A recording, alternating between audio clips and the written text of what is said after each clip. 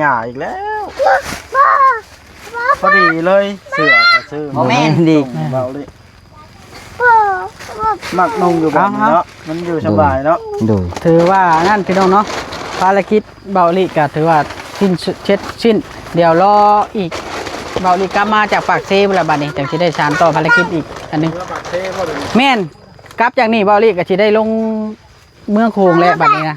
ไปปากเซ่แล้วก็ถือว่าเอ้าให้อ้ายเพิ่นขอบบุญขอบคุณเลยแล้วกันค่าทงนะเบาลิก็ขอบบุญขอบคุณเด้อเกิดจุลี่กับแม่กองวลีทั้งสองท่านคือเก่าหั่นล่ะเพิ่นให้ชื่อถุงมาใส่เงินใช่หรือเปล่ากินนี่ใช่เลยอันนี้ใส่เงินโดยเฉพาะมาในลิเลยมาในลิเบาลิมีถุงใหญ่ชื่อได้นี่บุให้เรานั่นแหละราคาบุแพง ขอบคุณกับคุณเป็นตี้ ขอบคุณเด้อที่ซื้อถุงมาให้ยินดีเมียก็เจ็บจะได้เขาไข่ยังมีให้รับมาด้วยมีต่อไปจ้าถูกหัวน้อยนี่แห้งพื้นแห้งได้ไงเลยเอ้าย่าไว้ไม่ได้ว่าตั้งใจอะไรเขาต้องเป็นเขา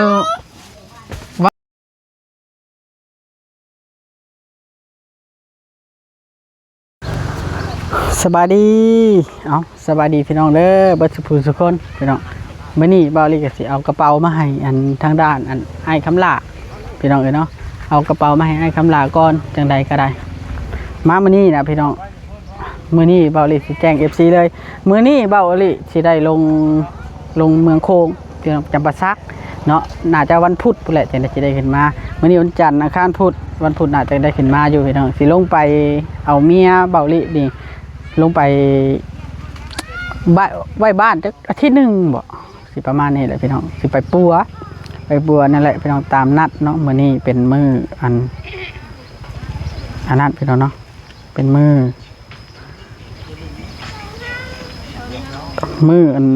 นึงว่าซั่นซะที่เป็นมื้อนัดแล้วเนาะมื้ออื่นเช้าจะไปแต่เช้าไปปัวไปให้เพิ่นเบิ่งว่าที่มีการวิธีการปัวไปได้ในด้านไสยศาสตร์หรือว่าอีหยังก็ตามพี่น้องเนาะหาอาจารย์ครูบาอาจารย์เพิ่นมามื้อนี้พี่น้องเนาะเฮาสิเฮ็ดภารกิจให้มันแล้วก็คือสิเอาเสื้อผ้ากับธงกระเป๋าให้ทางด้านให้คำลาก่อนเนาะพี่น้องไปขอบคุญกับคุณหลายๆเด้อจุลีกับแม่กงวลีเด้อ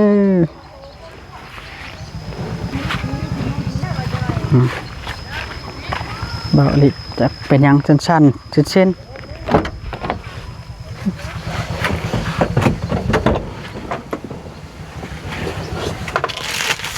ตรงน่ะ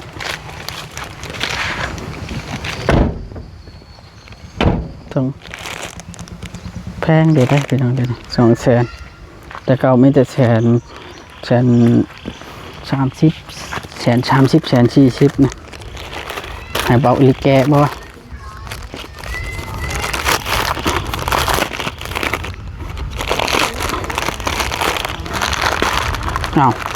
ไม่ทงอีกจอดฮั่นเวียดนะพี่น้องเราจอดชื่อฮั่นเวียด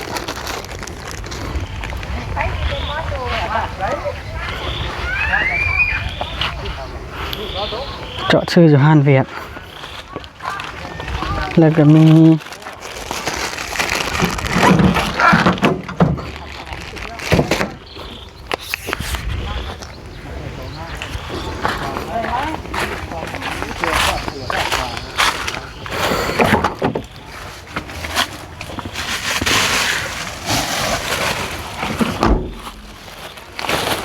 ส่งเสื้อไปแล้วเนาะ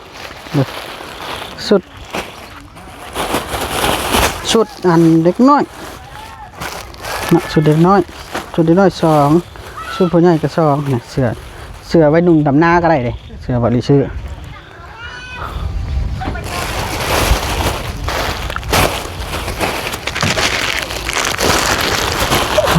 เธอ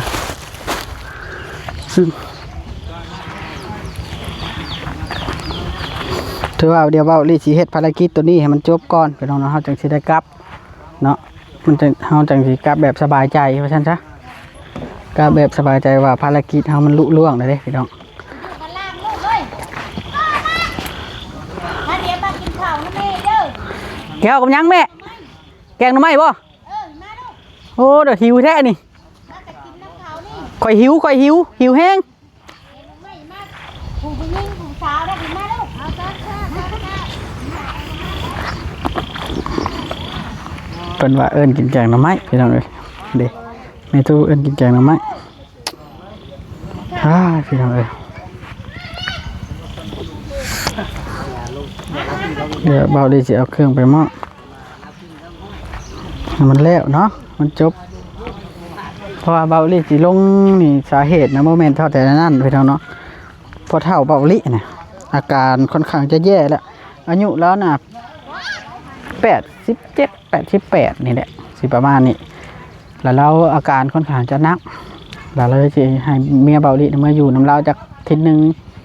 เนาะทีนึงก่อนหรือว่าเมื่อขอขมาเราแหละ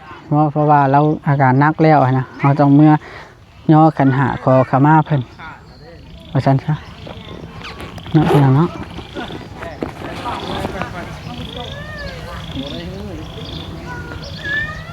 เจ้าคอย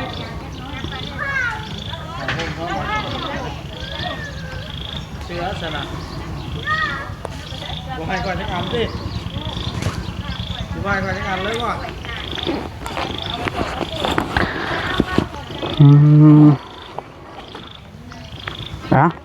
พี่น้องเอ้ยเนาะไปพี่น้องไปมอบแล้วเอาได้มาแล้ว เดี๋ยวเบ้าลี่ที่ทำภารกิจเอาธงให้เพิ่นก่อนให้มันนะให้พอดีว่ามอบภารกิจนี้แล้วก็สิได้กลับมีเวียกด่วนเด้อสวัสดีเด้อเอ้ยเด้อเด้อเอ้ยเพิ่นก็กำลังมาฮอดพี่น้องจนเที่ยงแล้ววันนี้ ว่าสิบ่มาขึ้นมาแต่ว่า วันศิลป์เนาะเลยแล้วอันไอ้คำละ มานั่งพี่เสือ ทางพี่ก่อน มานั่งนี่เลย ค่อยสิมอบภารกิจให้แล้วแหละสิได้กลับแล้วแต่เวียกแล้วอันนี้นี่ชุดเด้อชุดอีกอาบน้ำก็เด้อจังนุ่งเด้อบัดนี้เด้อชุดอันนี้ชุดลูกเราตัวนี้นี่ไฮไลท์เลยตัวนี้ ผมว่า ถุงแบรนด์เนม ปลาใช่ดูหลาจะต้องกาแข่ทั้งหมดนะให้กาแข่เลย แม่นเอาไว้ใช้เงินเด้อ แล้วพื้นล่ะเข่งสายทงกันได้ถุงเลย นะ มันคอยเข่งกัน แล้วบัดนี้ยังเป็นยังอยู่เพิ่น นั่น มาพาย มันก็ได้ถุง เฮ้ยได้งามอยู่บ่ถุง แล้วพื้นสบายดี งามอยู่อ่ะ ไปเด้อแต่เราอะ งามอยู่ไอ้ถุง นี่สบายดีอย่างเดียวเนาะ ครับนี่ก็เสื้อผ้าเด้อเสื้อผ้าของเราให้เจ้าไว้ใส่อาบน้ำได้จังนุ่งตัวนี้น่ะ มึงล้มมาทั้งอาบ นุ่งดำหน้าก็ได้ตัวนี้ มาเลย ไปมานะแม่มานั่งนี่มาไว้ เข้าไปปูมึงด้วยสาม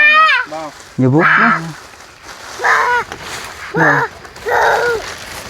พื้นอย่าว่าได้ถุงนะ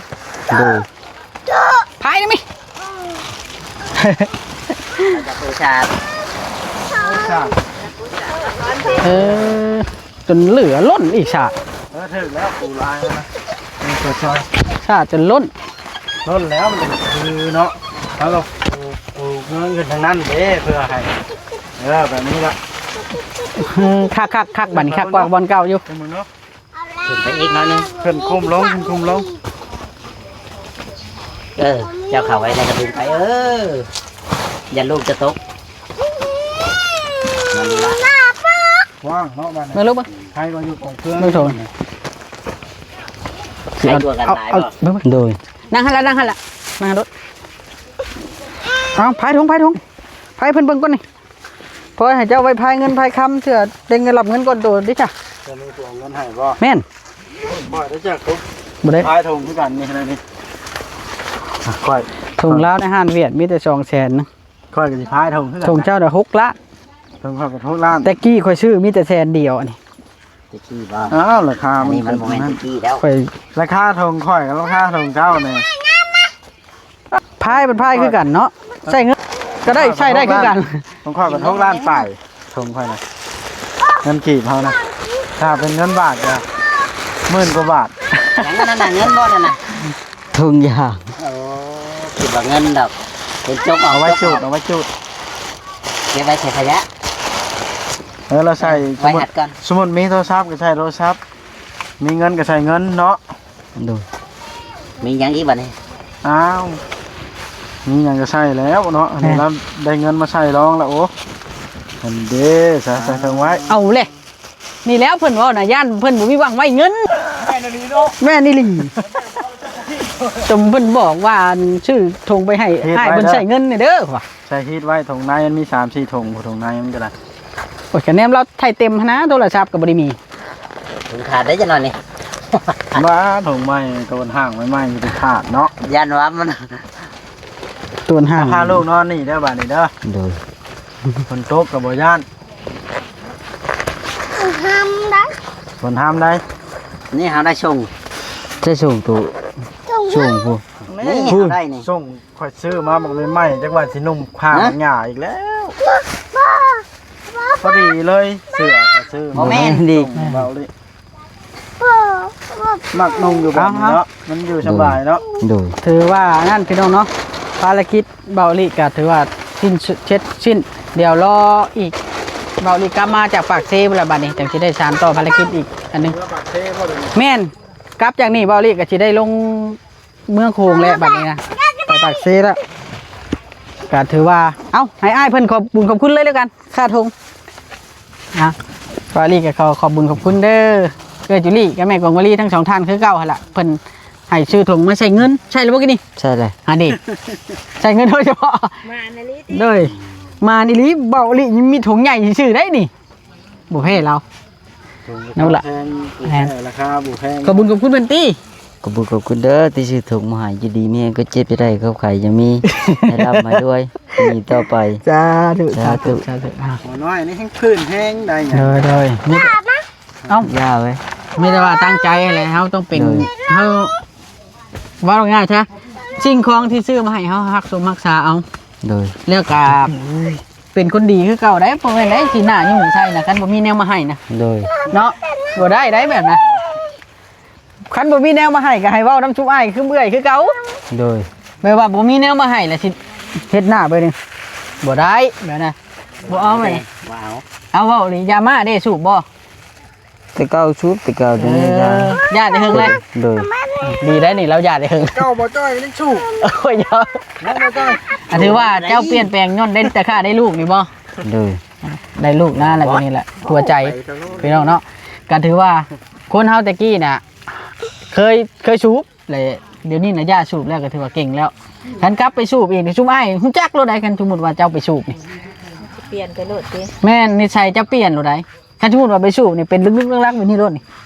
ผู้ใหญ่เพิ่นก็ฮู้โลดเนาะล่ะมีแต่ว่าบ่ให้กลับขึ้นไปหามันอีกกันเคยเฮ็ดตั้งแต่ยังน้อยก็ได้ แต่เป็นวัยรุ่นน่ะ สมัยเป็นวัยรุ่น แม่น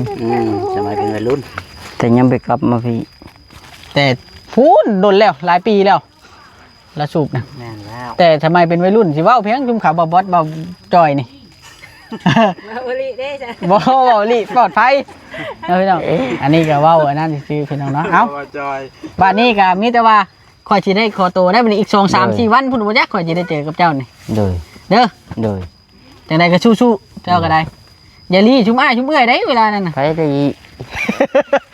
เอาโอเควันนี้สบายดี ส ส บา บาย ย ดี ดีของข่อยบ่นี่บ่บด ตัวไหน นี่ แม่นแม่ เอาสีไหมมาใส่ได้ของเจ้าน่ะ สีลุงน่ะ ไม่ใช่สี อ่า คือกันโพดเนาะลงกัน เด้อ ตรงกันดิ ฮะเป็นรางวัล นี่นะของคอยตัวนี้ ทีเดียว ไปนั่น เอากลับเพื่อนละ เออ แม่น มาทำกันเพื่อ3คนนี่ เออ เอออันนั้นกันฉันแหละที่โพดเพิ่นแนม ขึ้นนะ ก็ไอ้ตัวซิดเนี่ย จำไว้แม่นว่าสิตัดผมนะไม่ได้ตัดน่ะต้องเดินกลับมาแล้ว ป้าให้ตัวเวียงบ่ต้องเด้อให้ตัวเวียงตัดบ่ ไปใช่เหรอ เมื่อ ใช่สิไปให้ บ่ได้ขึ้นจักขีดค่อยสิอันนั้นแหละค่อยสิกอโตกลับอันนั้นก่อน ไปลงคลิปบ่ ค่อยสิกลับปักเซก่อนมื้อนี้นะค่อยกลับไปแล้วค่อยสิกลับปักเซ ไปต่อสู้ ต่อสู้กับเรื่องต่างๆ หลายอย่างหลายแนวเบิ่งข่อยสิเอาเอ็มร้อยให้กินอีหลีได้ดิ FC สนับสนุน300 บาทนี่ FC สนับสนุน เราเล่นมากสุดแล้วนี่ผ่านเลย หลานน้อยบ่ เล่นมากสุด อ่ะ ป่ะ พี่น้องเลย สบายดีเด้อ ไม่ยังได้ มึงเนี่ยเล่นมาก เท่านั้นกันเลยยังบริกรถ่ายหาคนเลย เอ้าบ่จ้อย อ่ะ ถึงกล้องกันนี่ ดูทีมงานเพิ่นได้อีสัง สบายดี คุณผู้อาแท้นบอก เอ้า ฮะ ค่อยได้รับการสนับสนุนจาก FC 300 บาทค่อยละเลยซื้อ100มาสู่ทีมงานกินเอาไอ้ดูชิดอันนี้ แต่ว่าค่อยจัดไปได้มันเป็น300ได้บ่นี่เนาะ เอา3ก็จัดรถในเมื่อเพิ่นสนับสนุน ค่อยจัดได้ครับตัวเวียง บ่เวีย นี่ บ่เวีย เวียงนี่ 300คนละ เป็น300ได้บัดนี้ บ่ว่า600 700แต่ละมื้อ ว่าดอกแต่ว่าทิพย์คือกันเรา สบายดีเด้อเบิดทุกคน ได้ ถ่ายอยู่ที่นะ ถ่าย โอ้ยสบายดี เอาบ่บดกินวะ บ่กิน เด้อ ไป มัน แล้ว เมาเด้อเด็กน้อยกินบ่ได้เด้อหันเด้อ นะขอบใจมาลดน้ำกันบ่ได้นี่ พากันเมื่อบัด ไปรับอบจอยู่บ้านโคกคุณบ่ได้นี่ ชิโน เพิ่นไปหาไปชื่อเตียงเด้ มาตัดผมในเล่าแบบเบาลิกข้าวเมื่อปากเทก็เลยบริตัดอยู่เนี่ย เขาเจ้าตัดเป็นบ่ตุ เป็นวะ ข่อยบ่แม่นเซียนนะข่อยยังบ่รอนะ ตัดน่ะได้อยู่ยันมันร้าย นี่เอาให้ ยันคือชื่อ แป๊บนึงนี่เอานี่ออกนี่ เอาวะ เอาได้ตัดแบ่งออกนะตัดรถ เด็กน้อย ตัดแล้วเลยก็ได้ข้าว ตัดเปิด เด็กน้อยตัดผมก็ให้งาม ตัดโอเค ตัดแล้ว ลุงจะนั่งเบิ่งนี่ นั่นแหละเอาตรงเดิมไว้ให้เจ้าตัดได้ก็ได้ บ่มันตัดบ่นั่นมันสินั่นตัด เอาผมไม่เอาให้เจ้าได้นี่นะมันนี่นะตรงเดิม เราอยากตัดผมตั ตั ด ดตัดออกให้หลานแน่บดเอามาบีบตัดออกน้อยเดียวนึงเนาะ ตัดผมมามานั่ง ตั นั่ ด ง ผมอย่างงั้น พอท่านกระทาให้ก็ไอ้พ่อรับมันยั่วก่อนยันก่อนนะ ลูกเขา ตัวแบ่งมันออกก่อนนะคดียวนะ ลูกเขาย่านได้น่ะน่ะ เบิ่งตัด ตัดเอาเหี่ยวไป ตัดถึงยังครับเนาะ นี่ นี่ แล้วได้มันออกเลยอย่าตุ้ยซะเด้อบัดนี้เด้อ ถือ สาบจื้อเด้อบ่เราญาติ ย่าง เอาปลาไว้นี้ โอ้ยครับก่อนบัด ได้จังตัดดอกที่ออกไปแล้วบ่ได้นี่ แม่น รถมาน้ำลัก ช่องชำมือบ่ได้พอกันบัดนี้ นี่จ้ะนะ บ่ว่า ยังสู้บ่แล้วบ่เดี๋ยวนี้น่ะ นังสู่บ่แล้วบ่พอเฒ่าบ่สบายแน่พอเฒ่าบ่สบายแน่แล้ว88 ปีแล้ว ยันมาเมื่อพ่อมาเวียง ญาติเราเมื่อปะ บ่เวียงกับเมื่อชิโนบ่เอาไว้ เอาแบบนี้บ่บ่ว่าถ้าเมื่อถ้าเจ้าเมื่อน้ำไอ้ตุชิดแหละให้เบาจ้อยเมื่อชงอยู่บ้านรถจักรเรา ได้จากเมื่อพ่อมกับเมื่อพ่อมข่อยบ่ ถ้าเมื่อพ่อบ่เวียงก็ได้บ่ คำอันช่วงแรงไม่ได้3-4 โมง รถเชีย จอดไว้จะห้านเอื้อยนะบ่โอ้ยเสียแล้ว มันระดับน่ะเนาะ เบิ้งกี่โทรบอกเอ้ยเอาไปขายดิติ เอาแต่ความสะดวกความตัดสินใจเมื่อใหม่กันเอ๊ะ มือใหม่ก่อนเอาพี่น้องเนาะถือว่ามาพบมาพ่อกัน แล้วเรียบร้อยตูบบ่จ้อยเฮ็ด มื้อแรกเกิบ บ่ นะ ฮะ แล้วได้ เดี๋ มา ยว แล้ มาว อ้างชุดใหม่ จับมึงรู้กล้องนี่บ่เวียงข่อยสิกิน 67 300ก่อนข่อยกันใช้ได้ชุดใหม่บ่นี่ปอด ไม่ โถ่ ชุดใหม่ ปอดปุ๊บสลิปใครอยู่บ่อู้ตายเป็นพวงอยู่นี่ยังบ่ได้ใช้ จังหน่อยอ้ายนี่จี้กล้องเอาพอดีลืมตัดออกแล้ว นี่พี่น้องเห็นเพิ่นนั่นก็เลยชื่อเกือบดูมาให้ กระโบก กระบอกว่า แม่น อ๋ออันนี้ก็ได้แน่เนาะตัวนี้เนาะ ได้แล้ว แต่ว่าเบิ่งนี่คันยามนี่นะยามผล น้ำกินดม ยามขี้ตมยามอันน้ำคันมันกัดตีนนี่ ต้องเอารุ่นนี้พี่บอกนี่รุ่น มี นี้ แล้วมี2แบบ น้ำเด็กอันนี้ก็ไว้ใช้แบบยามแบบธรรมดาเนาะ ถอดหนูอยู่ฮะถอดใจตัวนี้แล้วก็ ต้อง เบิ่งก่อ ใส่ น ตัวนี้มึงรู้มักบ่งามบ่ตัวนี้งามบ่ฮะบ่ได้เอาเบิดดอกอันนี้ทำจะถอดกับใส่ถุงยางไว้อยู่บนเก่าบ่ได้เอาคืนใส่ตัวนี้ลงมึงครับเบิ่งผ่านถอดได้ถอดได้ ใครได้แล้วบ่ย่านเนาะ เบิ่งลงนี่ได้ บ่ยานแล้ว เอออันนี้ใส่ถุงยางจับมาใส่ถุงยางอันนี้จับจับใส่อีกอ้า เอาใส่เองเลยยืนขึ้นเอาเบิ่ง ใช้งาน ถึงเบื้องนี่เบื้องนี่โอ้บ่ถึง โอ้ยผู้อ้ายกันเนาะ พอดีป่ะ เด้อพอดีบ่พอดีบ่ เบิ่งนี่บัด เอาเบื้องนี้บาดนี้เอาพอดีบ่อ่ะ โอ้แต่ข้าวยังน้อยอยากได้จนให้ได้แต่ข้าวยังน้อยนะ ลองเล่นเจ้าเป็นข้างกันสภาพก่อนเป็นข้างเบิ่งมาเวียน กินมาพี่ อ๋อ อยากได้จนให้ได้แต่ข้าวยังน้อยนะ ยิ้มก่อนยิ้มมานึง นี่แล่นนุแล่นนุ้ยเฮ้ยเอาถือนี่ไปน้ำถือไปไว้เด้อถือไปไว้เด้อพี่น้องเนาะถือว่าช่างรอยยิ้มให้คนน้อยพี่น้องเอ้ยเนาะดีใจน้ำไอ้ตุชิตเพิ่นถือมาฝากคนน้อยโอเคบัดนี้พี่น้องเด้อจังไดกะเป็นกำลังใจให้เบาอีหลีนะเด้อฝากกดไลค์กดติดตามต่อไปเด้อพี่น้องเนาะสบายดี